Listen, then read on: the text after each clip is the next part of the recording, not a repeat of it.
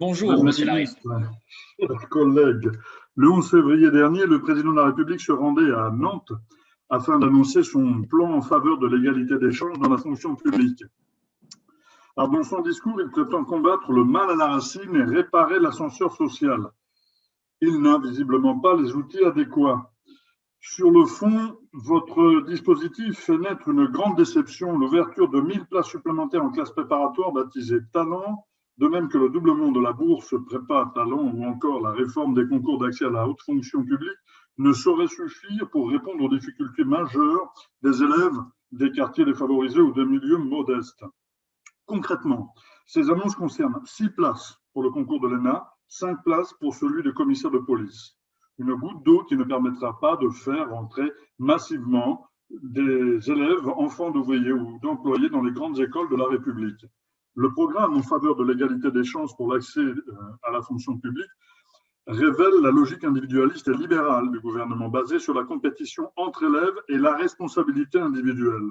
La sélection à l'université, Parcoursup, la LPPR, à chaque fois, vous prenez des logiques comptables, vous privilégiez l'employabilité à l'émancipation et votre gestion des études supérieures et de l'école en général est idéologique et nuisible à la réussite de tous et tous.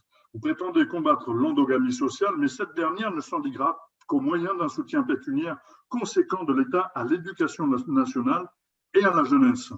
La France insoumise, dans son compte rendu budget 2019, avait évalué à 2,74 milliards d'euros une série de mesures telles que le recrutement de 12 000 professeurs dans l'enseignement supérieur, la revalorisation de leur salaire, et 44 000 nouvelles places dans l'enseignement supérieur et le recrutement de 1250 personnels dans les universités. Madame la ministre, plutôt que d'utiliser des concepts sociologiques maintes fois remis en cause par les chercheurs en sciences sociales, ne préférerez-vous pas donner toute sa place à l'université publique?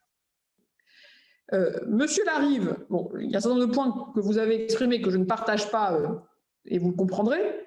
Néanmoins, s'il y a bien un point que je partage pleinement, c'est votre conclusion. Quand vous dites qu'il faut donner une plus grande place à l'université publique, je ne fais que cela, puisque toutes ces classes talents dont je vous parle seront dans l'immense majorité, et peut-être même dans l'intégralité d'entre elles, portées par des universités publiques, par les UFR de droit, par des sciences politiques, d'économie. Évidemment, le but, c'est d'aller chercher à l'université publique, qui aujourd'hui recrute quand même la majorité des jeunes, les talents, et que ce soit ce vivier-là que nous amenions au métier de la fonction publique et à l'encadrement supérieur de l'État.